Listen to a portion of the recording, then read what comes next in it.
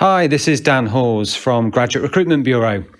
Hope you're looking forward to hearing from our students. It's been a month since we last spoke to them, so let's find out what they've been up to.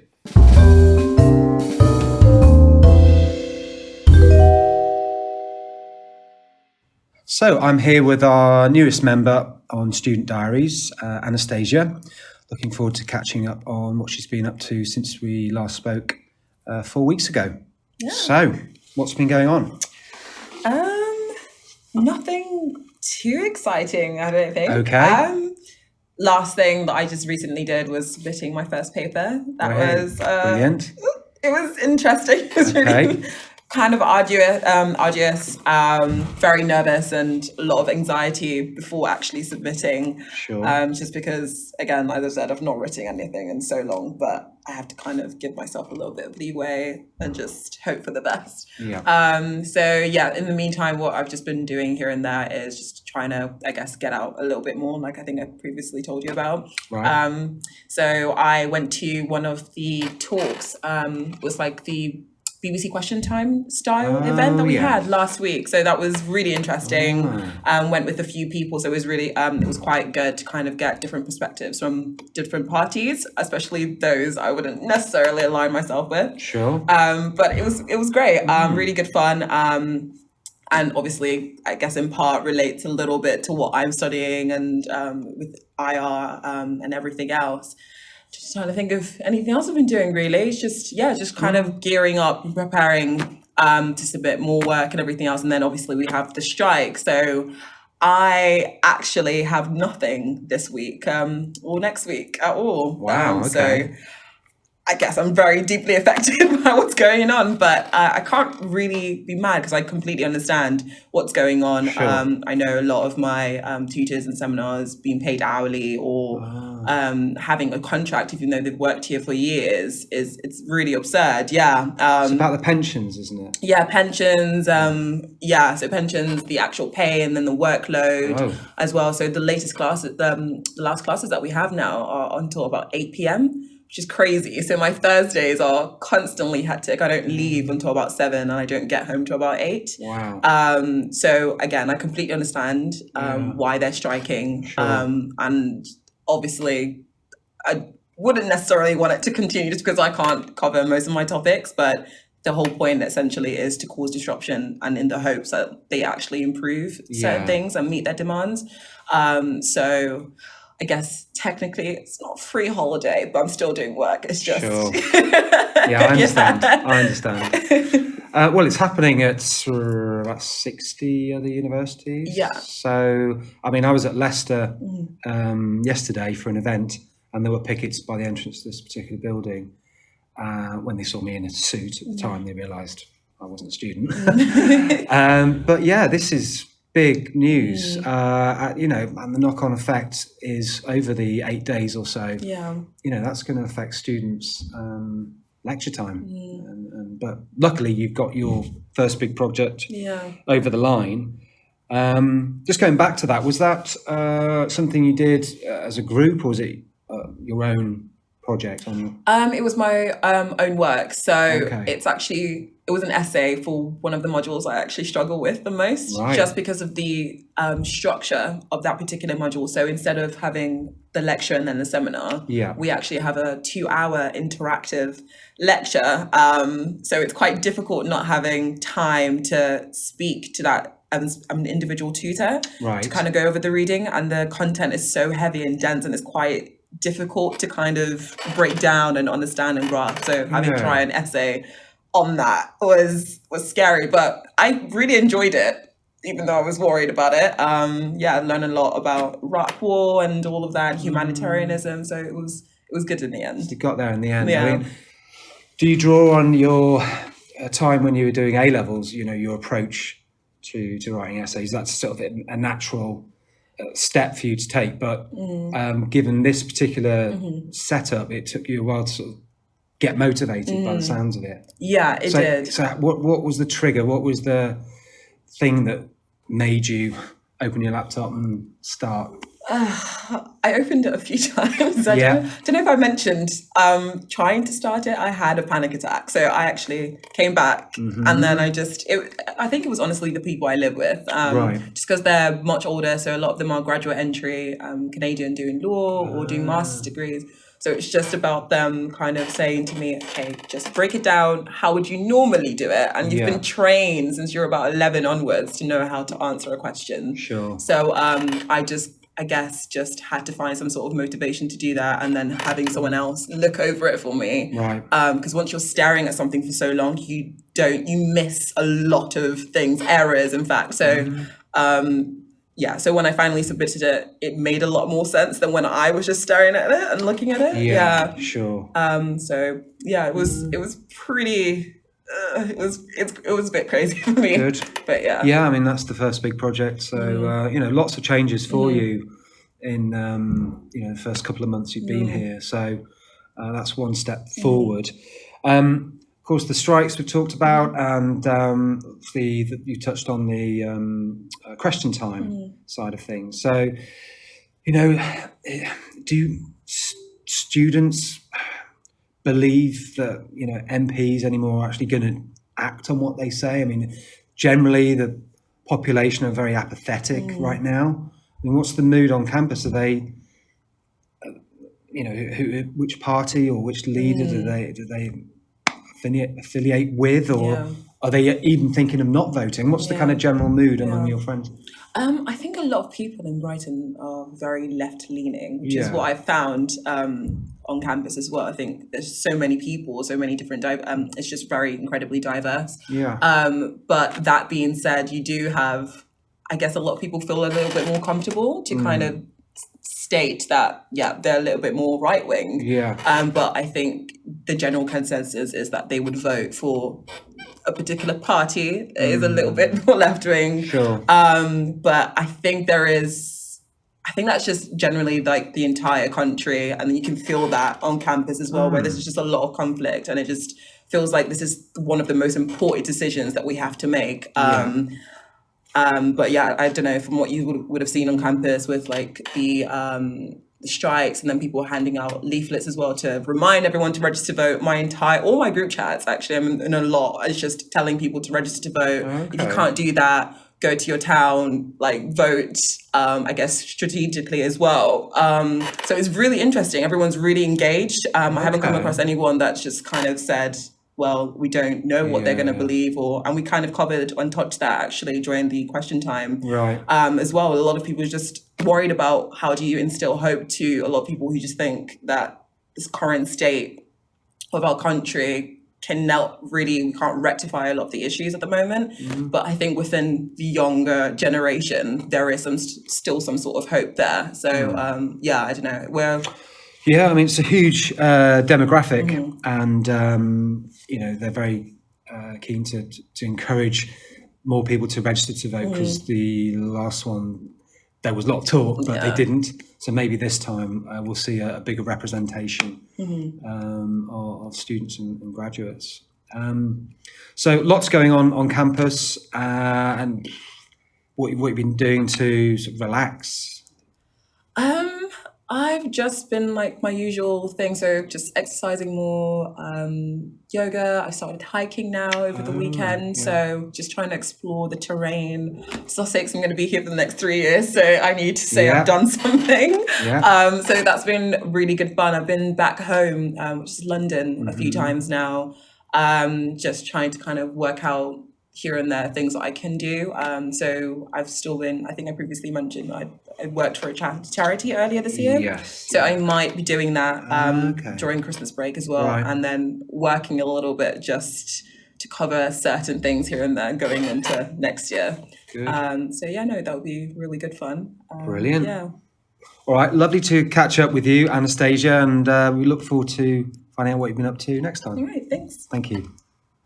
So here we are with Sarah, looking forward to catching up with what she's been up to in the last month or so. So, how have you been? I've been good. Very busy and good all at the same time. With the strikes going on and being women's officer, I've been like organising welfare things so that people on the picket line can have hot drinks and things, and Q&A drop-ins for students to attend if they're not sure what's going on, trying to get teach-ins sorted so that just students can be aware of what equality issues are being faced, why the strikes are happening, and it isn't seen as just kind of the lecturers don't care about us, but actually the lecturers care so deeply that this is the only result they have, which has been like the majority of what I've been doing. And 16 Days kickstarted. So a whole load of like social media posts going out on statistics surrounding sexual assault on campus in Brighton, what you can do to avoid just being a bystander, and how to help your friends, how to support strangers, how to be a part of like a healthy supportive network for survivors, things like that, which has been really fun. Dabbled in carpentry, making a like interactive arts box thing. Okay. So we're going to paint a massive chalk cube and put signs of abuse on it, and then people's experiences, and have talkers around it so that students can probably be hands-on and put their experiences in a way that isn't daunting, but it also shows you're not alone, because I think that's quite an important thing, to not feel isolated when you've experienced something like that. Wow, I mean, it sounds like it's becoming a full-time thing, the welfare side of your life, and obviously you weren't expecting a strike, and pulling out the stops to help the strikers is admirable. And I'm also interested to know how this whole experience is shaping your skill set, if you like, that you may not get with paid employment. I mean, you clearly use a lot of your own initiative, and you mobilize other people. I mean, what other skills would you say you've now really developing very, very nicely by doing probably adaptability or flexibility, kind of, because it's part-time and not paid, it has to fit around my main priorities, so like paid work and university, but then because I'm helping students, I have to fit around their main priorities as well. So it's being able to like align timetables up and go to different meetings while also focusing on work and making sure that people's opinions and views are being held in a way that's respected but also isn't too obtuse. So kind of being a bit of a chameleon in a way, while still making sure that what I think is best kind of gets out there, or rather what my role dictates is best. My opinion can't be the thing that pushes me too far in something like this. Yeah, because you're dealing with lots of different people, and you say you're managing your timetable as well. Is there anything that you're stepping out of your comfort zone, because you do seem naturally well attuned to this kind of activity? Is there anything where you feel you've had to push yourself? Is there a situation? Designing various posters and stuff has been quite hard. I like doing art. I do watercolors and stuff in my own time, but designing like informative posters and infographics has been really hard, to make sure that like the picture to word balance is right, and all the fonts are nice, and everything's pretty but informative, and how to circulate that in the right social media circles and make sure people are aware of it. And that's been probably the hardest thing, kind of going from maybe 20 extra interactions to like over 1,000 interactions on my Facebook page, and how I've had to change the kind of stuff I'm putting out, more change frequency, change the kind of information. Isn't something I've done before. I'm normally just a much more like people to people kind of thing. So using a digital platform, even though I'm really young, just hasn't come naturally, but I think I'm getting there. I've increased like tenfold in interactions. Wow. So I mean, that's pretty decent. That is interesting in itself, that, being a young student, that, most recruiters or employers will assume you grow up with it, you're comfortable with it, number one, and that you are an expert with using it, but that's quite clearly not always the case. I think there's a difference between being an expert with using it and being an expert in kind of orchestrating it. Yeah. Because like I can use social media as a user very easily, but being like a material creator is a very different dynamic, I think. And it's interesting. It's been really fun. Yeah, cool. Well, it's nice you've had the opportunity to flex that muscle, and who knows where that might take you. So I was talking to Anastasia, and she went along to the Question Time event. Did you get involved with that? Yes, I did. So I got invited by the chair of PolSoc to go. And Political Society. Right, okay. Yeah.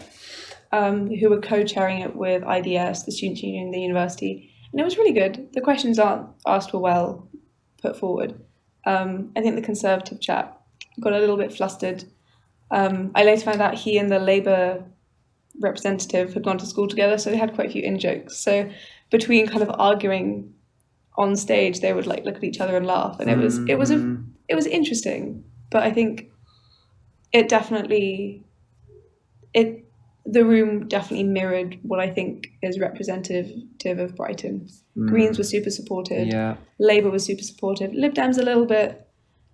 Brexit Party not at all. Conservatives were practically booed. But I think it's opening up that conversation, which is really important, and just making sure people think about critically evaluating what they're told and not just accept it. Yeah, I mean, and there are sections of the community that are getting very apathetic, very exhausted by the whole thing. Yeah. Talking of not voting, but from the conversations I had earlier, there seems quite the opposite with people on this campus, at least, that there's a drive to get people to register to vote. Hugely. Because we know last time there was a lot of talk that they were going to vote and then it didn't materialise. So, presumably you're registered to vote. All registered to vote, and I've been on campus with flyers and with QR codes and little tents with like, are you registered to vote? If not, okay, let's go through the process with you, signing people up on campus. A couple of my friends in the SU have been doing door knocking to make sure everyone's signed up, knows that they can vote, which constituency would be best to vote in, because a lot of students don't realise that they can be registered to vote at home, and if home isn't a safe seat, then it can be more beneficial to use a postal vote instead of a local ballot. So that's been really interesting. And I think people learning that there's a kind of, you can be a bit sneaky, and democracy makes it a little bit more alluring to students a bit. Right, okay. Yeah, kind of subverting, but it's all within the rules. Yeah. Okay, that's interesting, because, this campus particularly is very liberal, has a reputation for, sort of left-leaning. So to have most parties representative in that format is good. So you can at least have a balanced view. Yeah, you can hear a lot of it, but it's definitely not represented in how students think. Like, we've recently had Turning Point UK on campus, and there was kind of outrage and uproar at it, just because people are so used to this being a leftist bubble. And it's really interesting to see how quite extreme right-wing opinions and ideas are coming onto campus and growing in little bubbles. And really? I think it comes from this kind of apathy towards politics, just flicking to just disdain and thinking we just need to change it all. And it seems like right-wing extremism seems to be a way to do that, which is a little bit scary. But yeah, I mean, the students here are very diverse, so they bring lots of different backgrounds, opinions, and I think it's going to be very interesting when we check in next time, because we'll know the outcome.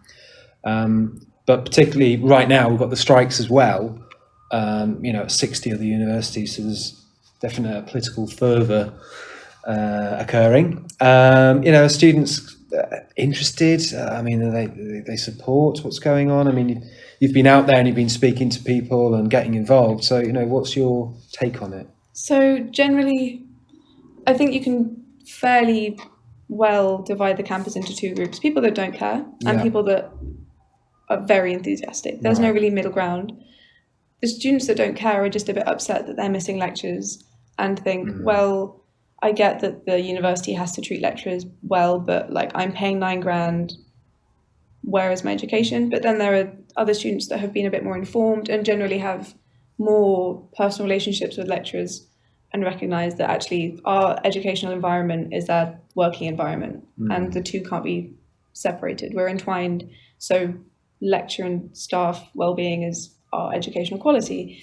And there's a lot of kind of going through Adam Tickle's old dissertation where he says we need to slay the neoliberal beast, and then you look at the way he's running the university and realise he's a neoliberal himself, and the hypocrisy that's gone into it. He's just left behind his history that got him to Vice-Chancellor here, and has instead capitalised the entire university. And there's a lot of just anger at that, because Sussex isn't what Sussex is being branded as to a lot of international students and to newcomers, and there's just a lot of frustration there, especially when working conditions are getting so poor and educational quality is dropping. It's sort of, very passionate students, and then students that just aren't so informed. Sure. So a lot of what's been going on is just informing, having chats, conversations, like going to parties and just being like, by the way, do you know like how awful your seminar lead is treated? Maybe we could do a thing to improve that.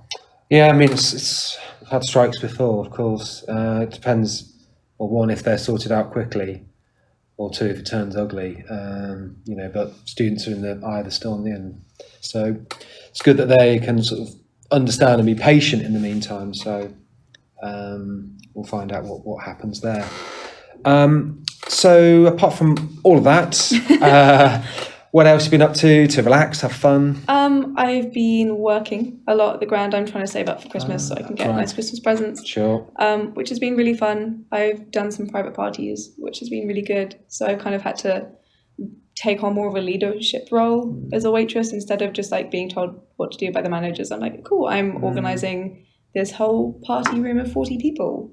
Exciting. Which has been really good. What else? Oh, I'm going to Paris with my family soon, just because we do that at Christmas, which has been really nice. Right. Yeah, just lots of little bits and bobs. And this week is open houses. So there are loads of artists in Brighton. Yeah. And they've got a map with all of their houses, and they're all open up until the 3rd of December, I think. So I'm slowly making my way around those. Ticking them off. Yeah. How nice. It's really interesting. All right. Thank you very much, Sarah. We'll look forward to checking in with you next month. Thank you. I'm delighted to be here with Tor today to find out what she's been up to in the last month. Tor, what have you been up to? Hi, so I'm still on placement. It's been quite a busy month. Yeah. The main thing I've been working on is participation work. Uh-huh. So I am the student for all of East Sussex, so the Sussex Partnership Foundation NHS Trust for CAMS. Okay. So we've got East Sussex is Hastings, Ouse Valley, which is Lewes, Uckfield, kind of going up to Crowborough, and then Eastbourne. Big area. So I've been taking feedback from there, and I want to do stuff with it. Okay. So in the past, we get like long positive feedbacks about specific clinicians, but the clinicians don't get to see that. Mm-hmm. And I think that's quite sad, because actually a clinician's done some work and, they've actually changed a young person's life. And then we then get negative feedback on how to improve. And at the moment, that's not being looked at. Right. So I brought it to my supervisor and said, I want to do something with this. And we have to go through the proper channels.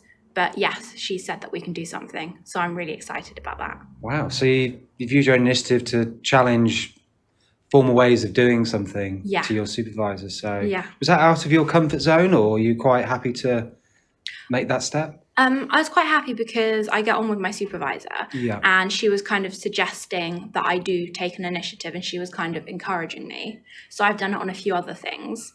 And she's really encouraging. So I think that's helpful. Wow, very good. What else has been going on? I know there's some strike action today. Yeah, so the uni's on strike for 8 days. Yeah. So Monday until next week. Uh-huh. It causes a lot of disruption, and that is the point. They've been really good this year. So I was trying to think back. They didn't strike last academic year, but they did strike last year. So I was in first year, and there was basically no information spread, especially not through emails. And I was living on campus, so I never had to cross a picket line because I was already on campus. And we were told just go to lectures, expect that they'll be there. Right. And this time round, we've had so many emails. I've had emails from disability advisors saying, look, we know that this can really impact students with disabilities. I've had an email from my placement supervisor saying, hey, I may or may not be on strike. I've been looking into doing a junior research assistance in the summer. And again, they said, yep, I may or may not be on campus, because obviously they've got no obligation to tell us whether or not they are. Right. And that is part of the disruption. And so 2 academic years ago, I was kind of quite annoyed, but because I was on crutches all the time and I was trying to get through campus, and I was like, it would take me like 20 minutes to get to a lecture hall, and then I'd be there, and it would take me 20 minutes to get back, and I was like, I've just wasted 40 minutes. Because we were kind of told that if you're not there and the lecturer is there, you'll be penalised. And this is something out of your control, obviously. Yeah. Whereas this time around, they're like, okay, please don't go to lectures. Right. They've got picket lines on campus. Yeah. This morning, I was stopped by a person coming in. I was driving in. And I think that's new because last time round, I don't think there were people kind of stopping drivers. But they just gave me a leaflet and I said, I'm not going to lectures. They said, kind of encouraged me not to be on campus at all. And I said, well, I need to be. And then I went to Farmer House and picked up a sunflower lanyard. So the sunflower scheme is a hidden disability scheme. It's nationwide. It's being rolled out. It's just been introduced onto campus. But I believe like train stations, bus stations and stuff are also kind of adopting it. That's good. I've not heard of that. The idea, I think it's quite a new scheme. The idea is that if you're wearing a lanyard, it just kind of encourages people to realise that, okay, you've got a disability, it may not be seen. So for me, all my joints dislocate, but unless they're dislocated, you're not going to know. And it's also working for mental health conditions. So some people with really severe anxiety stuff, being approached by a picket person could be quite intimidating and could cause quite high anxiety levels. So I think it's just a good scheme. All the picket people have been told, like, if someone's wearing a lanyard, kind of let them go past. Yeah, that's a good way to identify these hidden disabilities. That's brilliant. And, you know, apart from the disruption to your timetable, I mean, what's the general mood among your friends? Are you in support of them? Are you apathetic or... Yeah, I think because this year they actually kind of bothered to give us a frequently asked questions. And I was talking to my friends about it and I assumed everyone had read the document. And I don't remember reading the document and it's 7 pages long. So I feel like I must have read it at kind of like 4 o'clock in the morning when I was quite tired. But I've got the information in my head. So I was like, oh yeah, they're striking because of there's a disability pay gap. Okay. And my friends were like, what? We haven't heard about this. And I was like, and also they're striking because obviously disability access on campus, I know from being in a wheelchair, is horrendous. Like rooms might be accessible, but in order to get from one area, bit of campus to another bit, sometimes it's not accessible. Right. So it's looking at the big picture. So yeah, I think my friends are in support and we're kind of like, actually, thank you for bothering to tell us why you're on strike. Right. Because like it is important. Wow. Okay. Not only that you've been faced with recently, but also living in Eastbourne. We heard in the news that a hotel had almost burnt to the ground. You weren't affected by that, were you? Yes. So the hotel, because I live quite near the seafront, it was kind of like a block behind me. So that was quite frightening. I was driving back home on Friday, kind of lunchtime, and I was getting nearer and nearer to my home. And I was thinking, this is some strange fog. And then I was kind of like, hang on, no, this is kind of coming up. And I realized it was smoke. And I got home and like, I got into my house. And even though I had no doors or windows open, my house still smelled really smoky. I looked online and they were saying that like local people should keep their doors and windows shut, try and stay inside. Because obviously for some people, their first instinct is to go to the seafront, see what's happening. Yeah. And that kind of was a thought. And I was thinking, actually, no, because you're just going to be in the way and you're not going to help. If anything, probably if you did want to go have a look, all the hotel people were being kept in the town hall. So I think with situations like that, you probably should go to the town hall and say, hey, can I be of assistance? Right. Rather than just looking at the big fire. Yeah. And the firefighters did a good job with putting it out. Everyone was okay. But yeah, I went out like Sunday, so 72 hours after the fire had started, and you could just smell smoke and kind of, it reminded me of bonfire night. There was like really kind of sparklers, so kind of like gunpowder or sulfur. But yeah, it's not the first time it's happened either. Right. We have quite a lot of fires on the seafront, and I suppose they're quite old buildings. But I thought something that was quite interesting is they took the water directly from the sea. Okay. And yeah, I think obviously that's really good. It's really clever. So maybe it's good that it's on the seafront because you can put it out quite quickly. True. Well, I'm glad the whole building didn't burn down and you weren't affected. I did wonder, you being in Eastbourne, whether you might have seen it or been affected by it, so that's good. So despite that and the strikes, you've managed to come in to speak to us today. Yeah. So it's lovely to catch up with you, Tor, and we look forward to catching up with you again in a month's time. Yeah, see you in a month. Thank you. I hope you're able to get some useful insights there from our 3 Sussex University students.